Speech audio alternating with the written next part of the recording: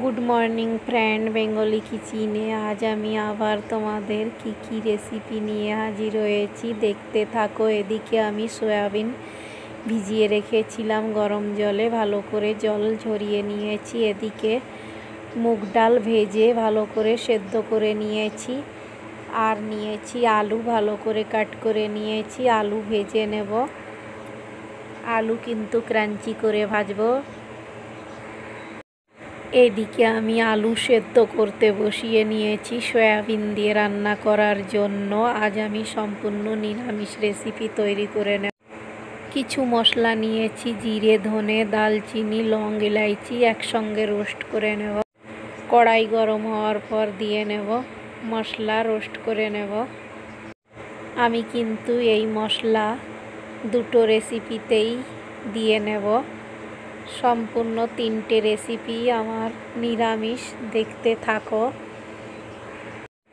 তোমরা চাইলে এই মশলা অয়েলে দিয়েও ভেজে নিতে পারো, অয়েলে দিয়ে ভেজে নিলেও খুব ভালো হয়। কড়াইতে দিয়ে নেব অয়েল, অয়েল দেওয়ার পর আলু সয়াবিন ভেজে নেব। আগে সয়াবিন তৈরি করে নেব।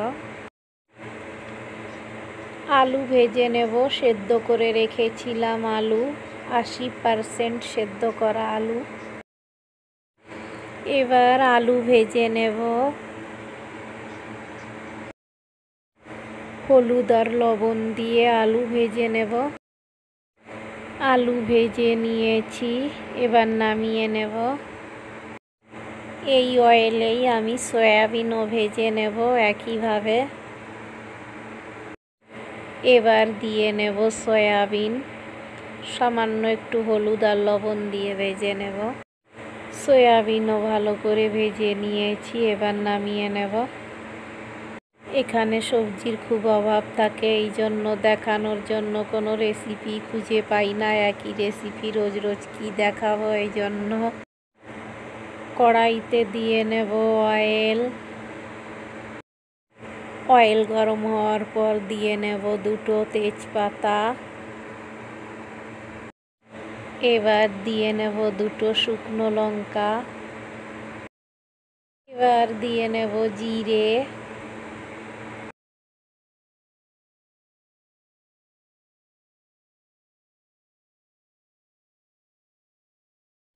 এবার দিয়ে নেব কাঁচা লঙ্কা, আদা একসঙ্গে পেস্ট করে রাখা। কাঁচা লঙ্কা আদার কাঁচা গন্ধ সরে গেলে, আমি আগেও একদিন সয়াবিন রেসিপি দেখিয়েছি পেঁয়াজ রসুন দিয়ে, আজ পেঁয়াজ রসুন ছাড়া নিরামিষ দেখাচ্ছি। এবার সয়াবিন আলু আবার একটু কষিয়ে নেব এই আদা কাঁচা লঙ্কার পেস্টের সঙ্গে। দিয়ে নেব হলুদ, এবার দেব লবণ। কিছু সময় সয়াবিন আলু আদা কাঁচা লঙ্কার পেস্টের সঙ্গে কষিয়ে নেব। এবার দিয়ে নেব জল। জল দেওয়ার পর ঢাকা দিয়ে কিছু সময় হতে দেব। দেখো প্রায় হয়ে এসেছে। এবার মশলা দিয়ে নেব বেটে রাখা। কিছুটা মশলা আমি দিয়ে নেব যা বেটে রেখেছিলাম আগে থেকেই। মশলা ভালো করে সয়াবিন আলুর সঙ্গে মিশিয়ে নেব।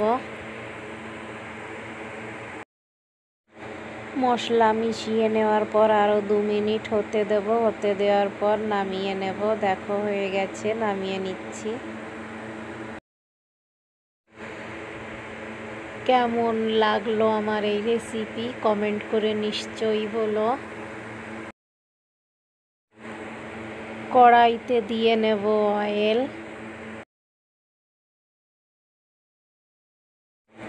অয়েল গরম হওয়ার পর আলু ভেজে নেব। আলু কিন্তু আমি ক্রাঞ্চি করে ভেজে নেব ডালের সঙ্গে খাওয়ার জন্য। আমি কিন্তু ডাল রান্নাটা তোমাদের আর দেখালাম না, কেননা আগে একদিন আমি ডালের রেসিপিটা দেখিয়েছি, এই জন্য। এবার দিয়ে নেব হলুদ,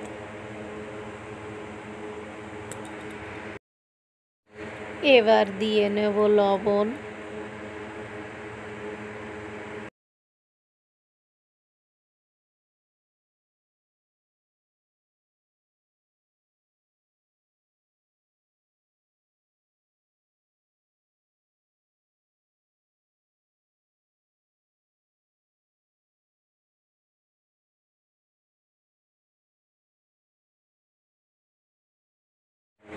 এবার ঢাকা দিয়ে নেব। ক্রাঞ্চি করে আলু ভাজতে গেলে কিন্তু একটু অয়েল বেশি প্রয়োজন হয়। আমি কিন্তু আলুতে একবারেই অয়েল দিয়েছি, তোমরা চাইলে মাঝখানে কিছুটা খুন্তির সহায়তায় জায়গা বানিয়ে মাঝখানে অয়েল দিয়ে এইভাবে ভেজে নিতে পারো। আমার আর অয়েলের প্রয়োজন হবে না, এইভাবেই ভেজে নেব।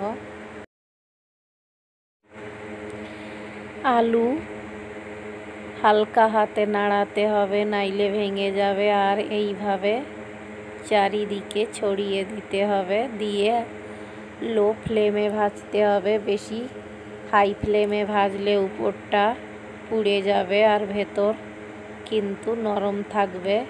ক্রাঞ্চি করে ভাজতে গেলে আলু হালকা আঁচে লাস্টে দিকে এইভাবে ছড়িয়ে দিয়ে ভেজে নিতে হবে। অয়েল কম লাগবে তাহলে। আর যদি চাও যে না তোমাদের অয়েল বেশি দিয়ে ভাজবে, তো আরও বেশি ক্রাঞ্চি করার জন্য এইভাবে হালকা হাতে এইভাবে চারিদিকে ছড়িয়ে ভাজলে কিন্তু একদম ক্রাঞ্চি হয়ে যায়। দেখো ক্রাঞ্চি হয়ে এসেছে। এইভাবে আলু ছড়িয়ে রেখে ভাজতে হবে। দেখো কিভাবে আমি রেখে নিচ্ছি, তাহলে অল্প অয়েলে আর খুব ভালো ভাজা হবে। দেখে নাও।